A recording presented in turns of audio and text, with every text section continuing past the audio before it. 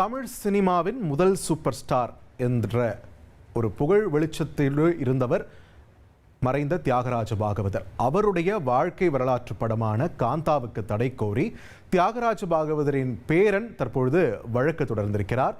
இது தொடர்பான கூடுதல் விவரங்களோடு இணைகிறார் எமது செய்தியாளர் சுரேஷ். சுரேஷ், வணக்கம். தியாகராஜ பாகவதர் அவருடைய பேரன் தரப்புல இருந்து என்னென்ன காரணங்களை முன் வச்சு இந்த தடை உத்தரவு கோரியிருக்காங்க? விரிவா பதில் அளிங்க.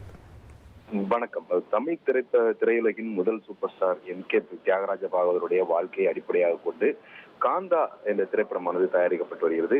இந்த படத்திற்கு தடை விதிக்க வேண்டும் என்ற கோரிக்கையுடன் தியாகராஜ பாகவதரின் மகள் வழி பேரனும் தமிழக அரசினுடைய இணை செயலாளராக பணியாற்றி ஓய்வு பெற்ற 64 வயதான தியாகராஜன் இந்த வழக்கை தாக்கல் செய்திருக்கிறார். அவர் தன்னுடைய மனுவில் நடிகர் துல்கர் சல்மான் நடிப்பில் கொச்சியைச் சேர்ந்த வேஃபேரர் பிலிம்ஸ், அதுபோல ஹைதராபாத்தை சேர்ந்த ஸ்பிரிட் மீடியா பிரைவேட் லிமிடெட் ஆகிய நிறுவனங்கள் இந்த படத்தை தயாரித்திருக்கிறார்கள். இந்த படம் தனது தாத்தா தியாகராஜ பாகவதருடைய வாழ்க்கையை அடிப்படையாக கொண்டு எடுக்கப்பட்டிருக்கிறதும், படத்தினுடைய டீசர் ஏற்கனவே வெளியாக இருக்கக்கூடிய சூழல்ல படம் நவம்பர் 14ஆம் தேதி வெளியாக இருக்கிறது என்று குறிப்பிட்டிருக்கிறார்.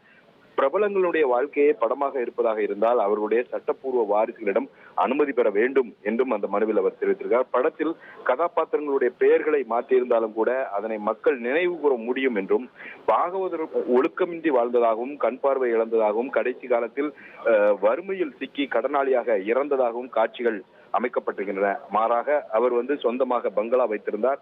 பிளைமூத், செவரோட் போன்ற விலை உயர்ந்த கார்களை அவர் வைத்திருந்தார். அவருக்கு எந்த ஒரு கெட்ட பழக்கமும் கிடையாது என்றும் அந்த மனுவில் தெரிவித்திருக்கிறார். அடிப்படை ஆதாரங்கள் இல்லாமல் அவதூறான முறையில சித்தரித்து தயாரிக்கப்பட்டிருக்கக்கூடிய இந்த படத்தை வெளியிடுவதற்கு தடை விதிக்க வேண்டும் என்று அந்த மனுவில் அவர் கோரிக்கை விடுத்திருக்கிறார். இந்த வழக்கை விசாரித்த சென்னை நகர 7வது உதவி உரிமையியல் நீதிமன்றம் இந்த மனுவுக்கு நவம்பர் 18ஆம் தேதிக்குள் பதிலளிக்கும்படி பட தயாரிப்பு நிறுவனங்களுக்கும் நடிகர் துல்கர் சல்மானுக்கும் உத்தரவிட்டு விசாரணையை தள்ளி வைத்திருக்கிறது. நன்றி சுரேஷ், உங்கள் விரிவான தகவல்களுக்கு.